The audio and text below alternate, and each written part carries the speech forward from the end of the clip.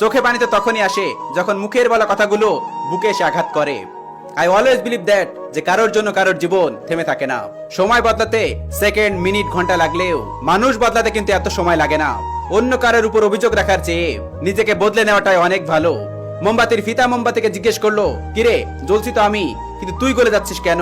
সে জবাব দিল, আরে পাগল, বুকের মাঝখানে তোরে রাখছি, 8 দিন ছেড়ে তুই আমার বুকে আগুন লাগাইলি, তাহলে আমি তো গলে যাবই। কথাটা তিতা হলো, মানতে হবে। যার রাগ বেশি তার জীবনে কেউ থাকে না। কিছু মানুষ ভালোবাসা পেয়ে অবহেলা করে, আর কিছু মানুষ ভালোবাসা পাওয়ার জন্য চোখের পানি ফেলে। কি আজব আমরা, তাই না? রূপের গরম আর টাকার গরম মানুষের কিন্তু সারা জীবন থাকে না। কিছু মানুষ আমার সাথে কথা বলা অনেক আগে ছেড়ে দিয়েছে, কিন্তু মানুষের কাছে আমার ব্যাপারে কথা বলা এখনো ছাড়ে নাই। টাকা দিয়ে তুমি বাড়ি বানাইতে পারবা, কিন্তু একটা ভালো পরিবার নয়। টাকা দিয়ে তুমি ভালো বিছানা কিনতে পারবা, কিন্তু ঘুম নয়। টাকা দিয়ে তুমি বই কিনতে পারবা, কিন্তু জ্ঞান নয়। টাকা দিয়ে তুমি ঘড়ি কিনতে পারবা, কিন্তু সময় নয়।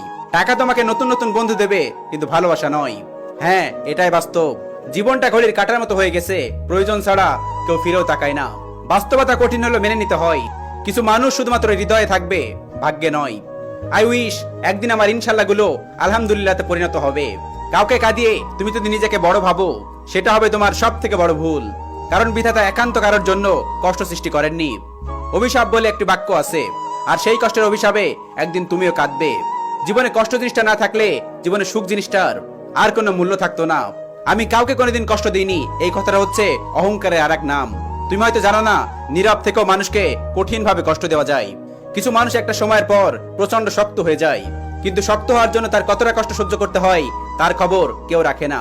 কষ্টগুলো মানিয়ে নিতে নিতে এক সময় দেখবেন কোনো কষ্টই আপনাকে আর ছুতে পারবে না। কারোর কাছ থেকে জোর করে সময় পাওয়া যায় না। যার ইচ্ছা থাকবে শতব্যস্ততার মাঝেও একটু হলেও তোমাকে সময় দিবে। কিছু মুহূর্ত থাকে জীবনে যা মনে পড়লে আমরা যতই হাসি খুশি থাকি না কেন চুপ হয়ে যাই। ভালোবাসা মানে কারোর প্রতি আকর্ষণ নয়, ভালোবাসা মানে শ্রদ্ধা, সম্মান আর বিশ্বাস। সময়ের ব্যবধানে কাছের বন্ধুগুলো পর হয়ে যায়। টিটকারি তোমাকে তারাই মারবে যারা জীবনে কিছুই করতে পারে না। অবশেষে আপন মানুষগুলো প্রমাণ করে দিল চিরদিন আপন মানুষগুলো পাশে থাকে না। আমার অনেক মন খারাপ, এখন আমার কথাগুলো কার কাছে শেয়ার করব?